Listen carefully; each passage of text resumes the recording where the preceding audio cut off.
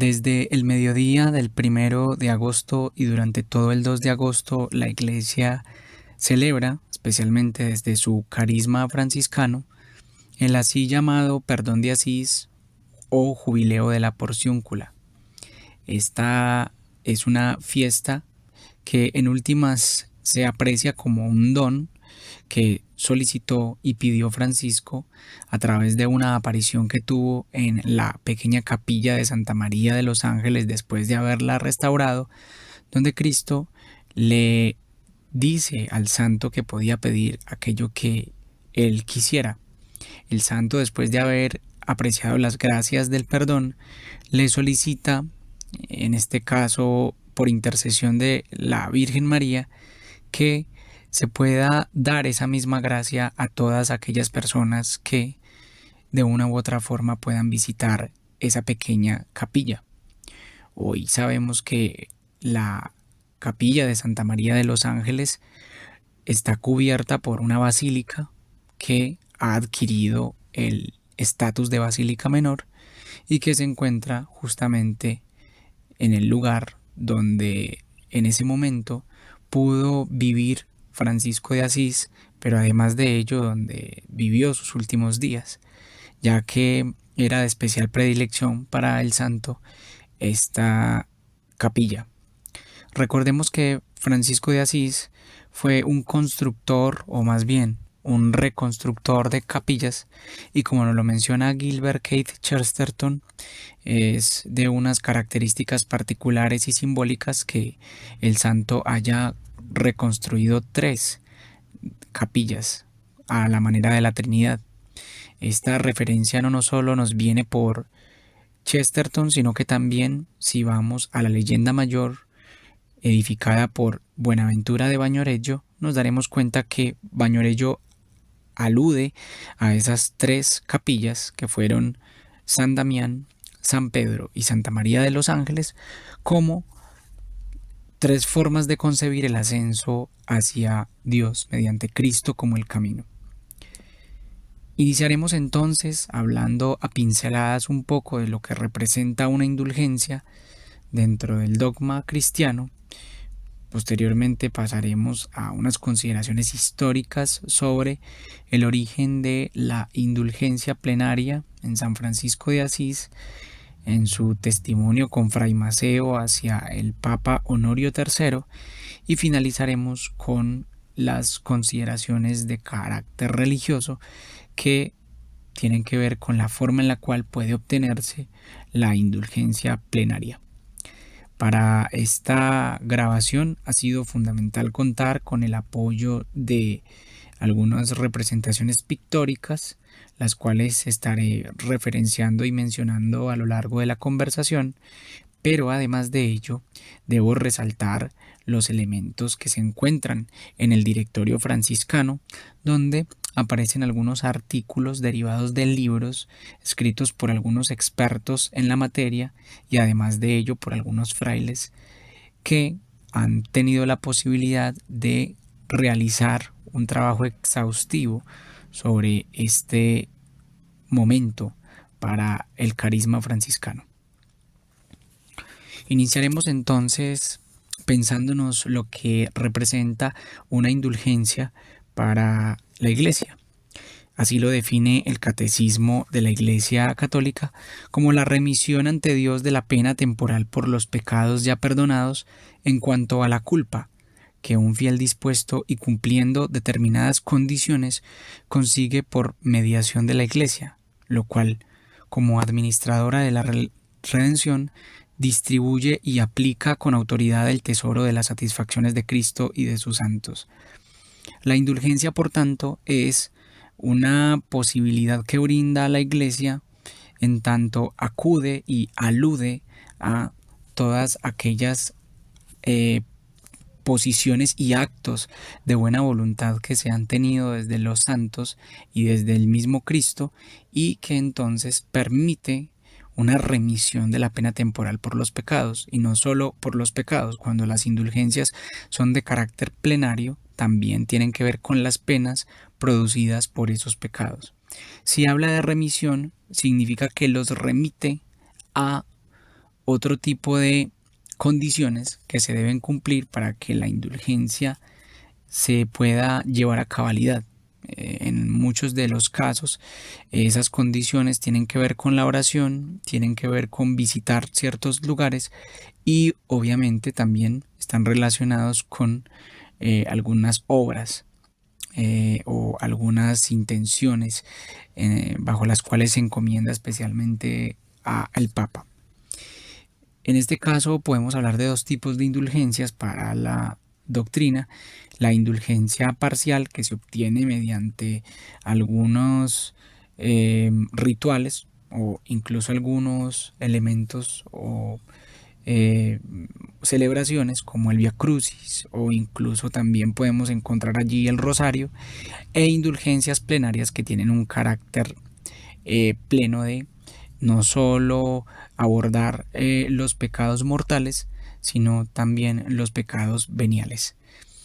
Esa distinción entre pecados mortales y veniales también la hace la doctrina y tiene que ver principalmente con el grado en el cual se pueden clasificar esos pecados. Algunos de esos son veniales porque tienen un menor grado y no implican una condenación eterna, y otros que son mortales implican una condenación más allá de la temporalidad. Una indulgencia es una posibilidad de conexión entre el hombre y Dios, entre el ser humano y Dios, después de que se han roto las relaciones, o más bien la común unión entre Dios y el ser humano.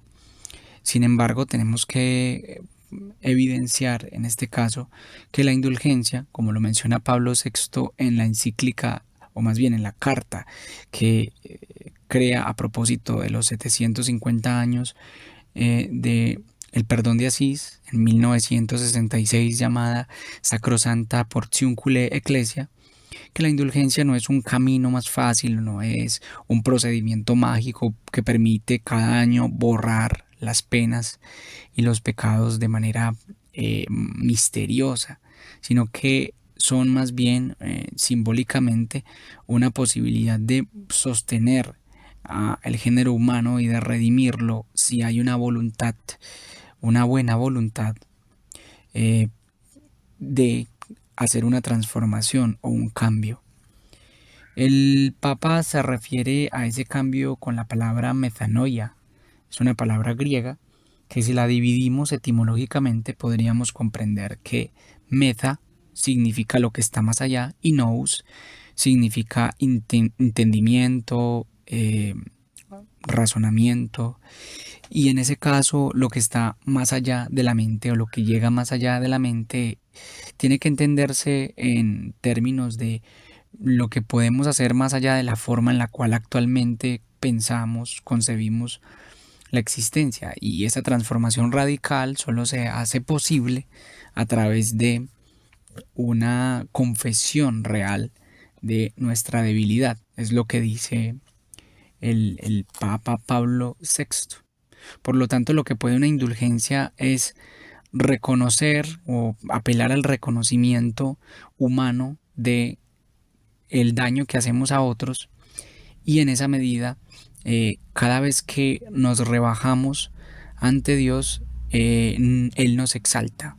Como lo dirá Agustín de Hipona en su Sermón 20: si quieres que Dios los ignore, los pecados, sé tú quien los reconozca. Que tu pecado te tenga a ti como juez, no como tu defensor. Por su parte, también Pablo VI nos dice que la reconciliación es una de las posibilidades de la indulgencia, en la medida en que se abre, o más bien se posibilita la posibilidad de redimir o de resucitar como seres nuevos en la común unión con Dios. La indulgencia, entonces, implica un cambio, como Gilbert K. Chesterton también nos habla de esa transformación o de ese cambio en Francisco de Asís. En su biografía sobre San Francisco de Asís nos habla de que Francisco primero cantó a Rolando y sirvió como trovador, y fue un trovador que ganó mucha fama en su tiempo, pero los trovadores por lo general solían hacer sus cantos en honor a los reyes, mientras que los juglares, y nos hace una mención muy interesante de un juglar que cantaba de cabezas, nos lleva a esa transformación de cabezas, ya no a cantar para el rey, sino a cantar de cabezas, donde el mundo se pone al revés, donde podemos hacer una vida de acuerdo a otra forma de concebirla, y entonces ese cambio de trovador a juglar es una forma gráfica en Francisco de comprender lo que Pablo VI nos hace entender como metanoia. También, nuevamente, hablando de Chesterton, nos dice que Francisco de Asís dejó de cabalgar para la guerra y que terminó después caminando para Cristo, pero que es muy particular porque si bien Pablo de Tarso, o Saulo de Tarso como se le conoce, San Pablo, también cayó de un caballo por la revelación de Cristo. El caballo del que cae Francisco es mucho más fuerte porque, a diferencia del caballo de Saulo, que era un caballo de persecución, no era un caballo de guerra propiamente dicho. Entonces, por eso el caballo o la caída de Francisco es mucho más grande según Chesterton. Además dice que a Francisco le sucede como aquel que cava hondo y que al cavar y al cavar termina por llegar a lo profundo, y después de un momento de cavar y de tanto haber puesto sus manos en desgarrar la tierra, termina cavando y va ascendiendo, va en ascenso.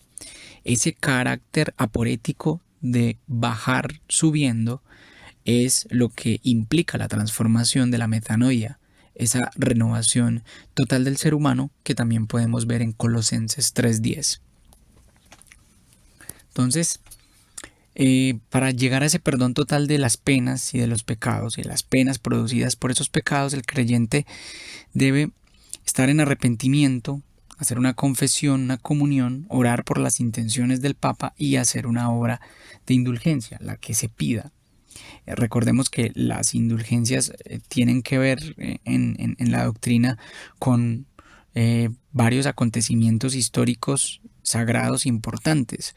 No solo en este caso nos remitiríamos a la porciúncula, también tenemos Santiago de Compostela, tenemos también otras indulgencias muy interesantes en Italia, que en últimas pues nos llevan a hablar de una ignorancia por parte de los creyentes y de nosotros en relación a esas indulgencias que permiten esa comunicación y ese reconocimiento de los errores y de las dificultades en términos humanos, de las debilidades, como lo menciona Agustín.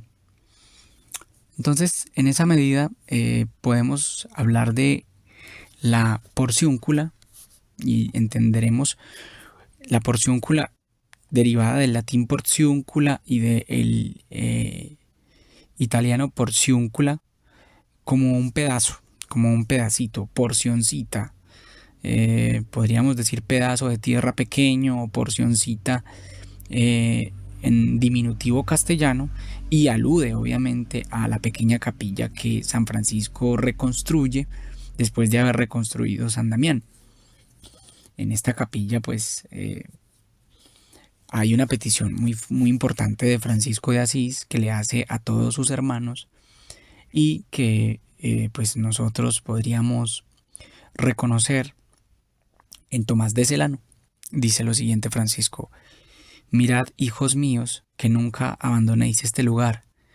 Si os expulsan por un lado, volved a entrar por el otro, porque este lugar es santo, verdaderamente, y morada de Dios. Fue aquí donde, siendo todavía pocos, nos multiplicó el Altísimo. Aquí iluminó el corazón de sus pobres con la luz de la sabiduría. Aquí el que ore con corazón devoto obtendrá lo que pida, Por tanto, hijos míos, mantened muy digno de todo honor este lugar que habita Dios, y cantad al Señor de todo corazón con voces de júbilo y alabanza. Entonces, esa petición va a ser una consigna muy importante para los franciscanos, hasta el punto de que Francisco de Asís tiene en cuenta que esta capilla no era una capilla que estuviera adscrita de manera anónima, sino que era parte de una concesión de los benedictinos. Francisco le solicita a los benedictinos la posibilidad de reconstruirla. Los benedictinos quieren otorgársela a Francisco, pero Francisco ha hecho votos de pobreza y por eso no puede acceder a las propiedades de la porciúncula, razón por la cual les da, a cambio de estar y morar y reconstruir la capilla de Santa María de los Ángeles, una canasta de peces cada año. Ese ritual se sigue repitiendo de generación en generación hasta el punto de que los benedictinos también dan como recompensa o como compensación aceite a los franciscanos. Entonces se ha convertido en una tradición de amabilidad y de misericordia. Vemos que obviamente podríamos poner de plano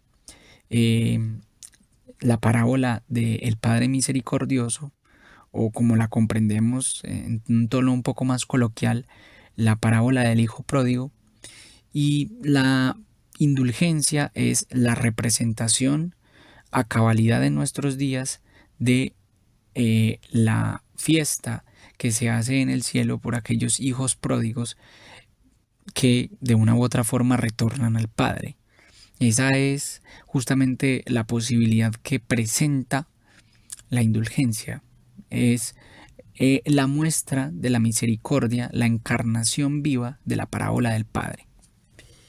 Tenemos aquí a Francisco de Zurbarán y ahí podemos meditar sobre esta pintura que muestra a Cristo dando su aprobación, y en uno de sus brazos tiene una escritura, que es la escritura donde sella ese compromiso con Francisco de aceptar esta indulgencia para que quien entre de manera arrepentida y confesando sus pecados a esta capilla le queden perdonados todos sus pecados y las penas derivadas de los mismos. Tenemos también al otro lado a la Virgen rodeada de un coro celestial de ángeles, que lo que muestra también Zurbarán aquí es esa relación particular con la intercesión de María de los Ángeles. San Francisco tuvo esta visión en la porciúncula, donde se decía, y muchos campesinos de la época lo sostenían, que en la capilla se aparecían o se solían ver o escuchar ángeles cantando. Por esta razón, entonces, para Francisco de Asís tenía un carácter especial, y de hecho uno de los obispos, el obispo de Asís, trató de ingresar a la porciúncula, pero sintió una fuerza que lo paralizó hasta el punto de que no pudo ingresar.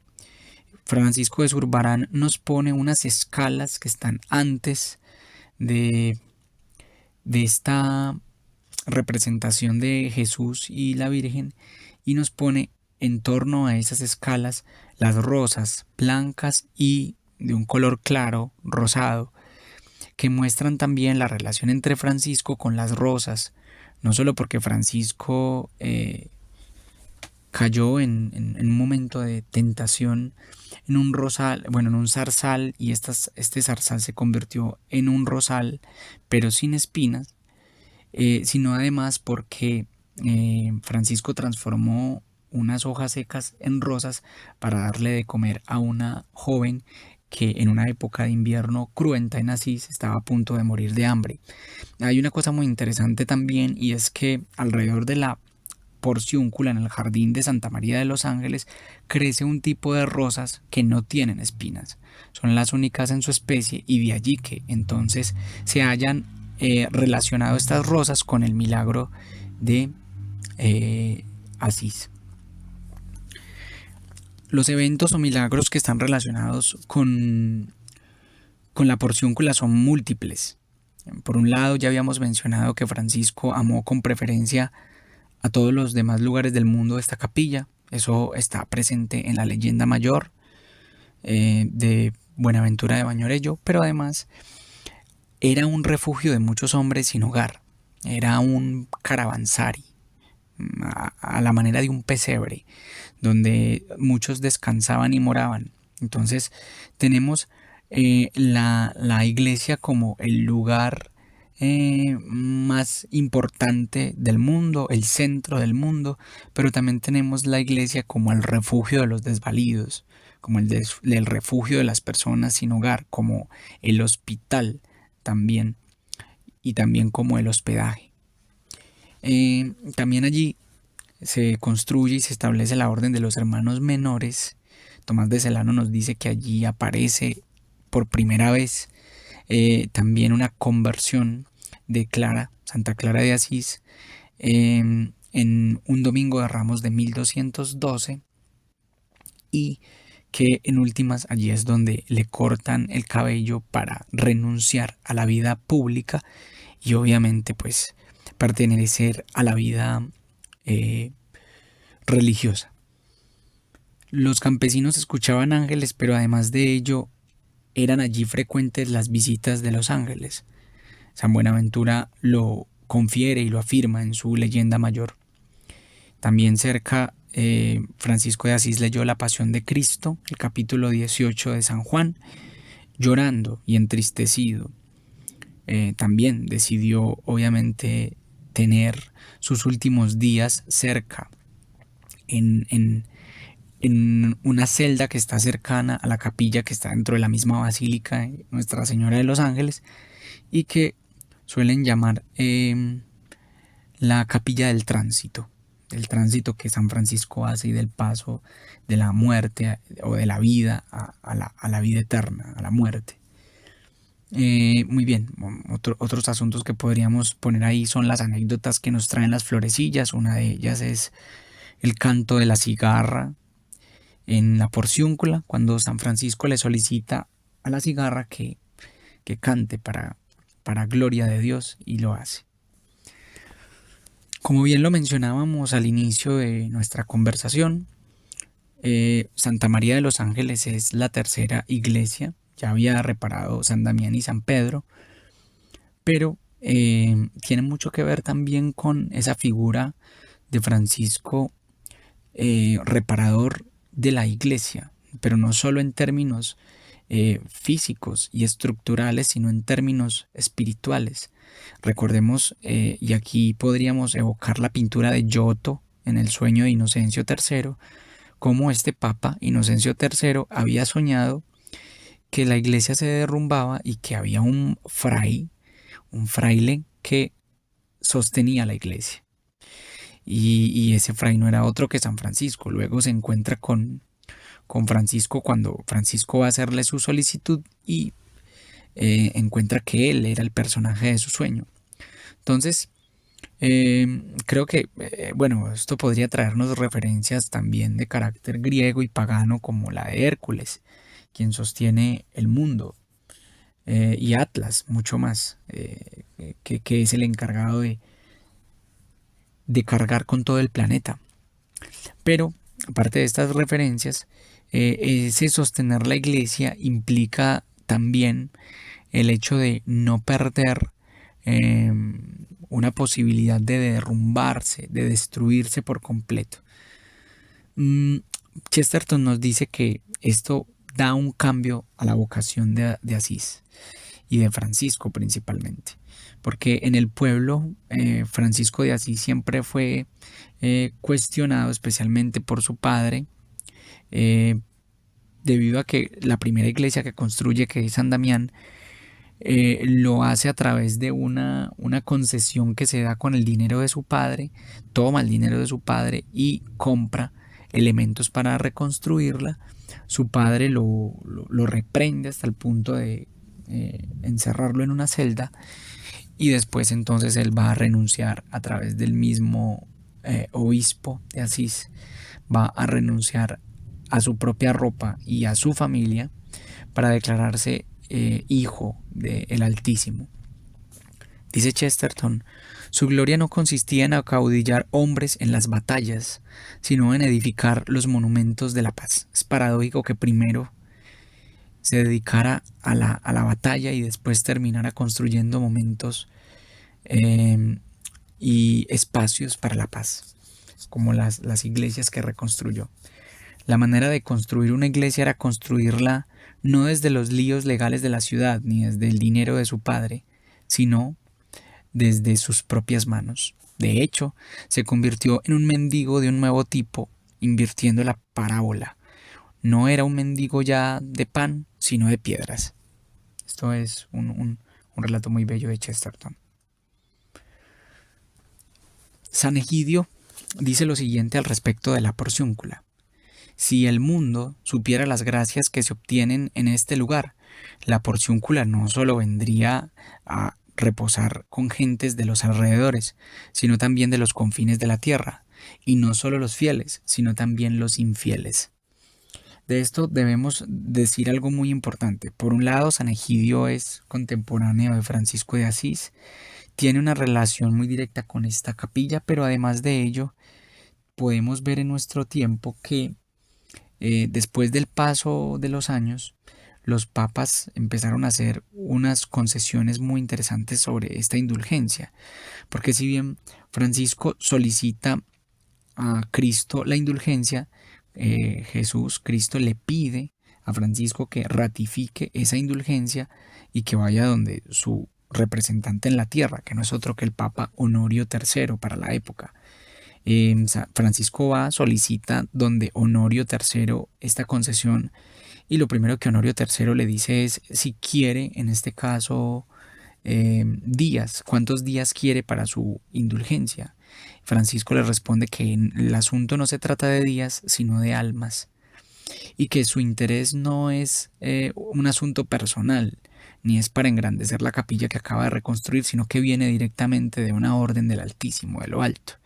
Honorio III lo comprende con mucha lucidez, acepta que sea solo un día y que sea el 2 de agosto. Este 2 de agosto o este mediodía del 1 y el 2 de agosto lo elige Francisco de Asís por varias razones. Primera, porque el 2 de agosto se cumplía el aniversario de la reconstrucción de la capilla de Santa María de los Ángeles, pero por otro lado también porque el 1 de agosto es la celebración de la liberación de las cadenas de San Pedro y entonces la indulgencia se da desde un carácter simbólico también como la liberación de las cadenas del pecado, ¿cierto? Tiene todo un sentido muy fuerte aquí este escenario de la indulgencia. Pero entonces, además de ello, podemos decir que con el paso del tiempo, los papas fueron haciendo concesiones hasta el punto de llegar a afirmar que la indulgencia plenaria, yendo directamente a la porciúncula, se da cualquier día del año. Es decir, cualquier persona que viaje a la porciúncula en cualquier día del año podrá obtener la indulgencia plenaria. Ahora bien, durante un día en todo el año se puede obtener la indulgencia en cualquier iglesia franciscana. Aunque yo soy un miserable pecador, yo te ruego, querido Jesús, que les des esta gracia a la humanidad. Dale a cada uno de los que venga a esta iglesia con verdadera contrición y confesión el perdón de sus pecados. Es el momento en el cual Francisco hace esa petición a Cristo. Y bueno, tenemos dentro de la capilla de la indulgencia, es decir, dentro de la porciúncula, un fresco de Hilario de Viterbo de 1393, en ese retablo donde logra retratar los acontecimientos de manera pictórica que produjeron la indulgencia plenaria. En el comentario del Padre Nuestro de San Francisco de Asís también podemos ver esa insistencia de Francisco por solicitar la misericordia de Dios. Y obviamente en el pensamiento franciscano, la minoridad será también una forma reiterativa de referirse desde lo personal hacia Dios. De hecho, cuando Francisco recibe los estigmas en el monte Albernia, lo primero que dice es: yo soy un gusano para semejante magnificencia, que no merezco recibir los estigmas de la pasión, pero que si es posible concederme ese don, yo los recibiría muy gozoso, dice Francisco. Entonces, la historia del perdón de Asís se relata de esta manera.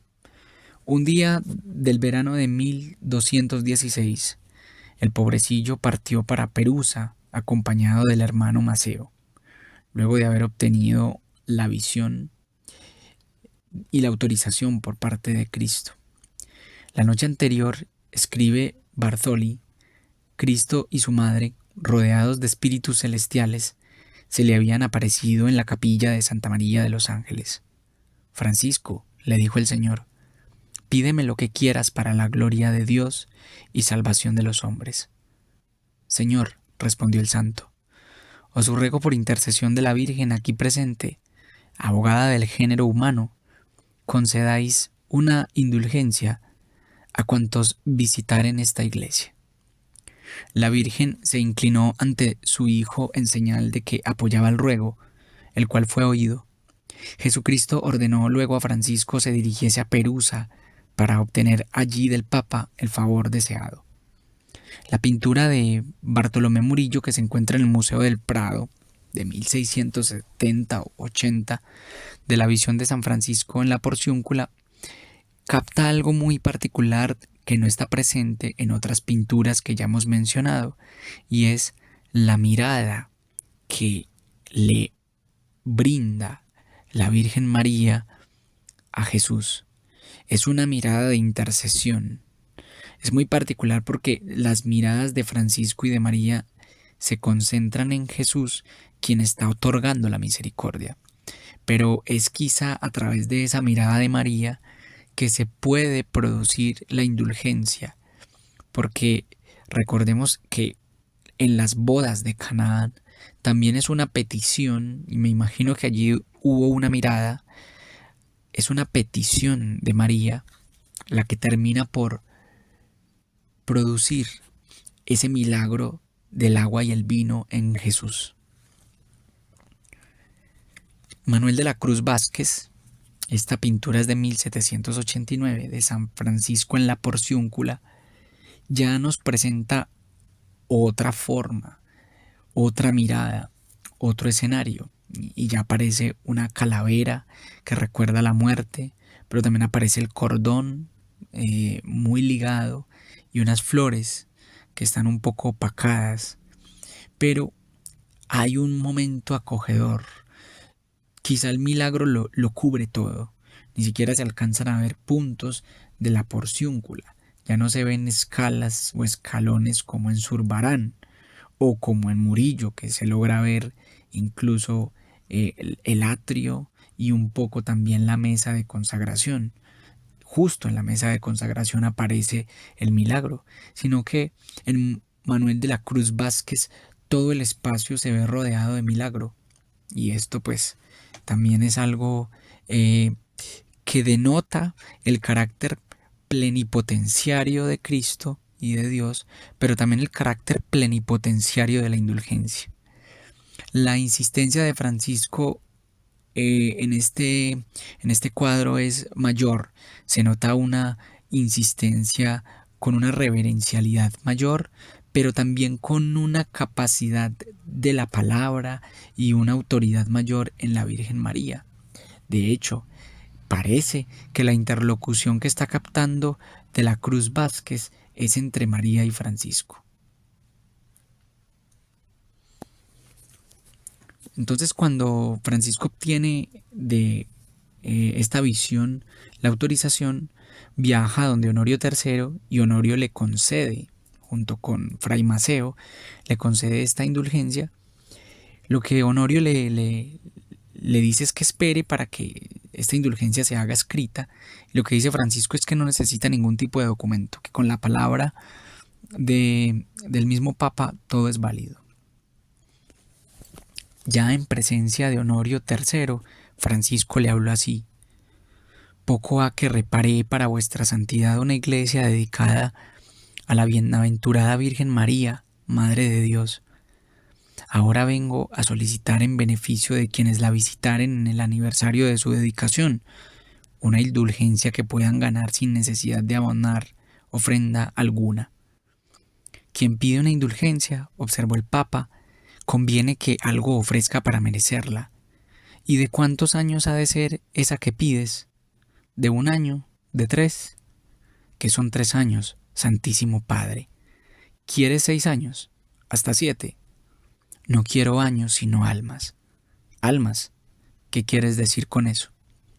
Quiero decir que cuantos visitaren aquella iglesia, confesados y absueltos, queden libres de toda culpa y pena incurridas por sus pecados. Es excesivo lo que pides y muy contrario a las usanzas de la curia romana. Por eso, Santísimo Padre, no lo pido por impulso propio, sino de parte de nuestro Señor Jesucristo. Pues bien, concedido, en el nombre del Señor, hágase conforme a tu deseo. Cuando Honorio III menciona que estas peticiones no son comunes a la curia romana es porque recordemos que las indulgencias ocupan un punto crucial en la Iglesia. Y no solo por sus aspectos religiosos, sino por sus aspectos económico-políticos. De hecho, Lutero reaccionará a las indulgencias del Papa de su época, quien otorgaba concesiones. De hecho, era un Medici, el Papa de la época, si mal no lo recuerdo, y otorgaba muchas concesiones mediante las indulgencias. Las indulgencias eran una manera en la cual muchos personajes de la curia romana obtenían dinero, réditos y créditos, y eso dejaba mal visto la tradición de la indulgencia. Pero es muy interesante y muy bello cómo Francisco le confiere un carácter sincero a la indulgencia. No se está pidiendo días, no se está pidiendo ofrenda, no hay que abonar ninguna ofrenda para esta indulgencia. Esta indulgencia es de almas. Y esto lo que muestra es que si bien Lutero tenía una intención de reformar la iglesia y ese término de la característica económica de la indulgencia, pues Francisco era una muestra de que sí existían indulgencias sinceras dentro de la iglesia. Entonces, recordemos aquí la tradición. Los benedictinos propietarios del lugar se la ofrecieron como obsequio, pero como él había renunciado a las pertenencias, entonces se generó esta tradición. Pongo a Ben-Lure, que es un grabador, es un pintor, es un dibujante bastante prolífico de momentos y obras de Francisco de Asís, y que bueno, de una u otra forma ya nos están indicando también esa conexión que tuvo Francisco con Maceo para solicitar la indulgencia junto con él. La Basílica de Santa María de los Ángeles está construida dentro de ese complejo que tenía presente a esa pequeña capilla. Se manda a construir por Pío V en 1568 y se termina en 1684. En su frontispicio se puede apreciar la escritura "Esta es la puerta de la vida eterna", que hace alusión no solo a que esta es la puerta en la que se encuentra la indulgencia plenaria, sino también que la Eucaristía, es la puerta de la vida eterna. Tiene un doble sentido. Así como en el frontispicio de la porciúncula, podemos leer también en latín "Haec est porta vita aeterna", es decir, esta es la puerta de la vida eterna. Donde pues obviamente en el frontispicio también encontraremos otro grabado, otra pintura que intenta representar esa concesión. Tenemos también además entonces de una manera muy, muy bella unas representaciones de Santa María de los Ángeles en la punta de la basílica dorada de bronce, y allí se encuentran varias reliquias. cordón de San Francisco, la estatua del santo con las palomas, que muestra su belleza por la naturaleza y las criaturas, las rosas sin espinas que mencionamos anteriormente y la capilla del tránsito. Debrusky en su tránsito de San Francisco también nos muestra cómo los ángeles están conectados, implicados en la muerte y en el ascenso. Esta pintura se encuentra en el exterior de la capilla del tránsito en la Basílica de Santa María de los Ángeles. Entonces, podemos decir que el perdón se puede obtener hoy en día en la Basílica de Nuestra Señora de los Ángeles en cualquier momento del año, pero que en las demás iglesias franciscanas se obtiene desde el mediodía del 1 de agosto y todo el 2 de agosto. Para quienes deseen hacerlo, entonces requieren un arrepentimiento sincero de los pecados, la participación en la Eucaristía y la Santa Comunión antes o días después de recibir la indulgencia, la confesión de los pecados y recibir esa absolución previamente o días siguientes a la celebración, la oración del credo, el Padre Nuestro, la Ave María y la oración por las intenciones del Papa. Bueno, esta ha sido nuestra posibilidad de conversar un poco sobre el perdón de Asís, el jubileo de la Porciúncula que ya se acerca y que, bueno, tiene como intención solo compartir algunas ideas consultadas más que servir como un referente de erudición en este sentido. Dejo la bibliografía para quienes estén interesados en apoyarse en estos comentarios para una exposición en sus comunidades. Un saludo y hasta la próxima.